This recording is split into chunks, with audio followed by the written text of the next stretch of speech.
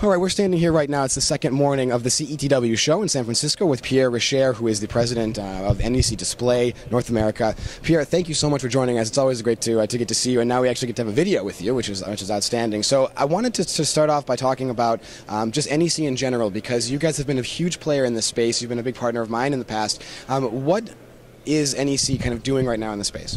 Well, I mean, we're doing so much because the space is evolving all the time. And, you know, the digital signage started off with wayfinding for like airports and for flight information display, but now it's evolving where people want to do advertising at the point of purchase, and there's so much going on. So, you know, we've always been a leader in this industry, and always thinking forward about what people need, and what people need more than just the product, about the solutions and the software and the content, because content is so important. So we've just launched a content creative services, managed services group, because again, there's such a need in this industry for services, because the hardware is one thing, but it's what you put in the content that's more important. So we're always moving forward. You know, and recognizing that and the need for these types of problems has been a great position, because you guys have a little bit more resources than some of the other groups that are kind of coming in here. So now, some of the people out there might be wondering, you know, if I go out and I wanted just to put some digital signage somewhere, I can go to Best Buy and buy a TV, but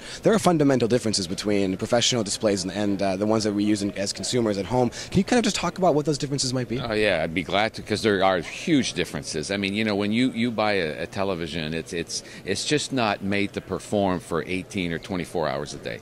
I mean, if you look at you go around the country, here in San Francisco, you see most of the monitors are all NECs, and there's a reason for that. It's because, you know, they're professional grade monitors. They're built to work 24 hours a day. They got the metal casing. They got 4 fans.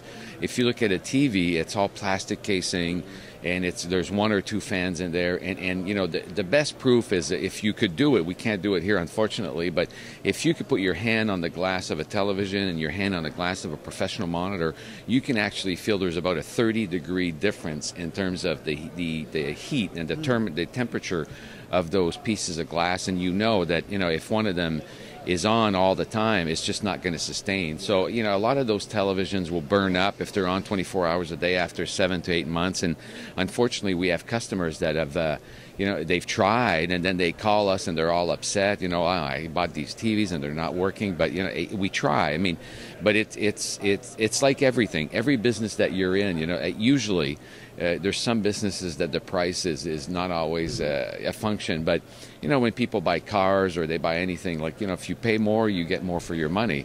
And I think that's a good indication. And so sometimes people wonder, well, why is your monitor 3 times the price of what I could buy at Costco? Well, the reason for it is it's not a television.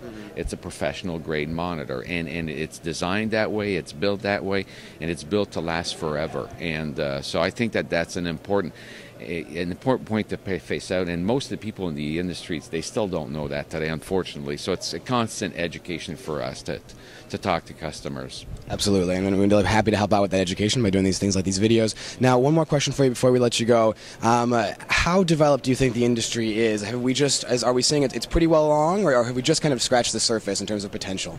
You know, I think unfortunately, we just scratched it. Well, fortunately, I guess I should say, we just scratched the surface, because there's really not a lot of standards when it comes to either products.